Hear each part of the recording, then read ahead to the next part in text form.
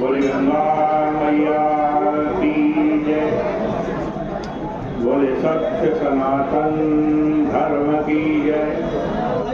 बोले एकादशी माता की जय। पतित पावनी कलिमल हारिणी मंगलकारी मोक्षदायी के लिए माँ गंगा मैया का ये पवित्रतम तीर्थ हर की पैड़ी ब्रह्म कुंड है। पौष का महीना, कृष्ण पक्ष और एकादशी की आज पावन तिथि। युधिष्ठिर भगवान श्री कृष्ण से प्रश्न कर रहे हैं कि पौषस्य कृष्ण पक्षे तो एयमैकादशी भवे किं नाम को विधिस्तस्य को देवस्तत्र पूज्यते एतदा चक्ष मे स्वामिन् विस्तरेण जनार्दन। युधिष्ठिर कह रहे हैं, पूछ रहे हैं, हे जनार्दन भगवान, पौष महीने में कृष्ण पक्ष में कौन सी एकादशी होती है, उसका नाम क्या है? भाई उधर उसकी तिथि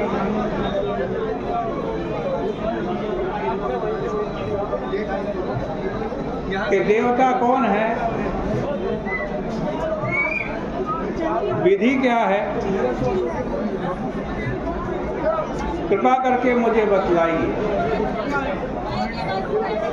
श्री कृष्ण उवाच, श्री कृष्ण भगवान कह रहे हैं, कथयिष्यामि राजेन्द्र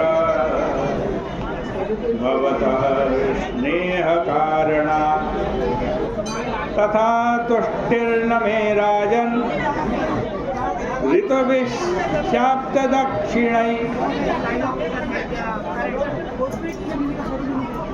भगवान श्री कृष्ण कह रहे हैं कि हे राजन, एकादशी के व्रत से मैं जितना प्रसन्न होता हूँ उतना अधिक बड़े बड़े दक्षिणा वाले यज्ञ से भी मैं प्रसन्न नहीं होता। इसलिए यत्न पूर्वक एकादशी का व्रत करना चाहिए। इसका महत्व सुनाता हूँ, एकाग्र चित्त होकर के सुनो। जितनी एकादशी होती हैं, यद्यपि उनमें भेद नहीं करना चाहिए,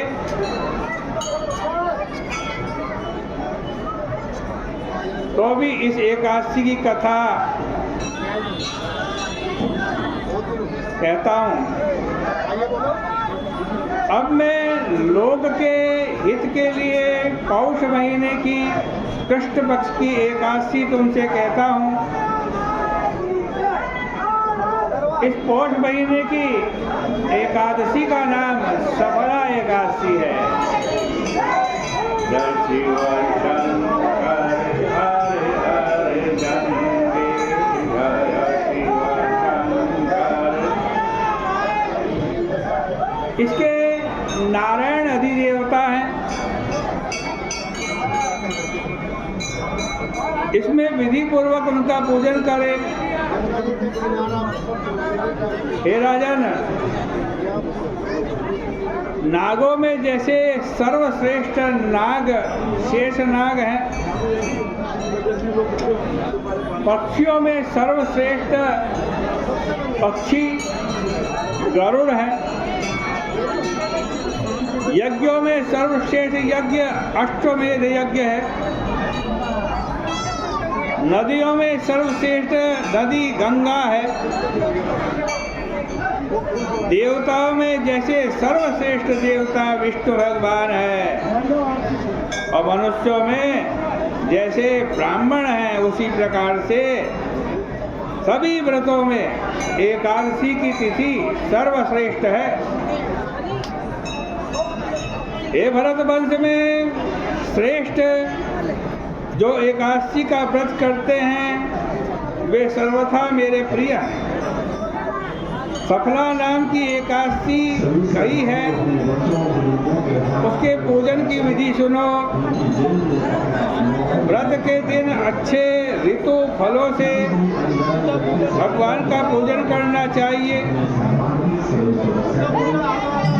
स्वच्छ नारियल का फल, इंजोरे, अनार, सुपारी, लौंग और अनेक प्रकार के फलों से, धूप दीप से विधि पूर्वक भगवान का पूजन करें।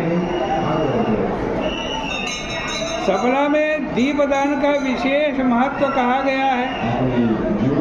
रात्रि में विधि पूर्वक दीपदान करना चाहिए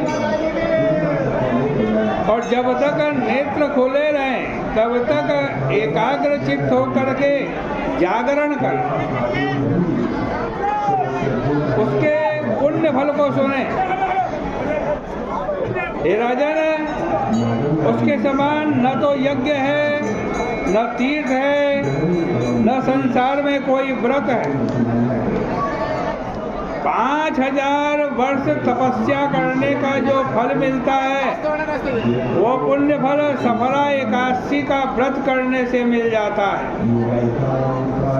हे राजन, अब सफला एकादशी की कथा सुनो। माहिष्मती नाम की एक नगरी है। आज कहते माहिष्मत राजा की चंपावती नाम की एक नगरी है।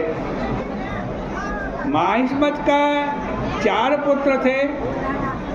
उनमें जो सबसे बड़ा था वो पापी था, परस्त्रीगामी था, जुआ खेलता था, वेश्याओं के साथ रति करने वाला था। उस पापी ने पिता का सब धन नष्ट कर दिया। नित्य बुरे आचरण में लगा रहता था।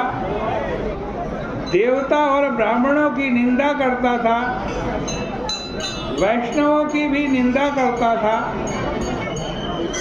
माहिष्मत राजा ने पुत्र की ऐसी दशा देखकर लुम्पक को राज्य से निकाल दिया। लुम्पक का निकलना सुनकर के राजा के भय से बंधु बांधवों ने, कुटुंबी के लोगों ने, सब ने उसको छोड़ दिया। अब लुम्पक अपने मन में सोचने लगा कि पिता और बंधुओं ने मुझे त्याग दिया है, अब मुझको क्या करना चाहिए। इस प्रकार चिंता करते हुए उसने पाप करने का विचार किया कि मैं पिता की पुरी को छोड़ करके वन में जाऊंगा।